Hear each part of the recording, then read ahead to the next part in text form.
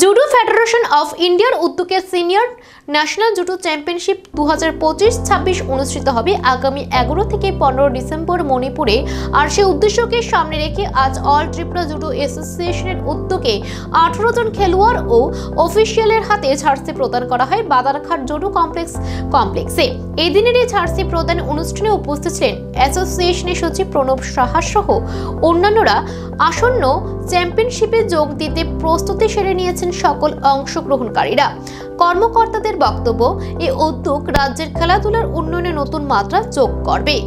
নমস্কার, আজকে আমাদের অল ত্রিপুরা জুডো অ্যাসোসিয়েশনের উদ্যোগে ত্রিপুরা যে সিনিয়র দল তাদের হাতে জার্সি আজকে আমরা বিতরণ করছি। এই উদ্দেশ্যটা হচ্ছে আমাদের জাতীয় যে সিনিয়র ন্যাশনাল হবে মণিপুরে, এটা judo federation of India organise করতে যাচ্ছে আগামী 11 থেকে 15 ডিসেম্বর মণিপুরে। ওই খেলাতে আমাদের যে দল অংশগ্রহণ করবে আজকে তাদেরকে সবাইকে আমরা ডেকেছি এই জার্সি প্রদান করার জন্য। ওরা সবাই আগামীকালকে রেলপথে রওনা হবে মণিপুরের উদ্দেশ্যে। কিরকম প্রত্যাশা করছেন দল নিয়ে? কত দলের দল?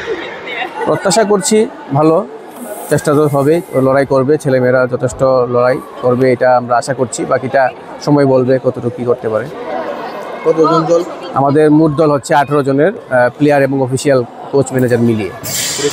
পুরুষ মহিলা উভয় বিভাগেই দল যাচ্ছে।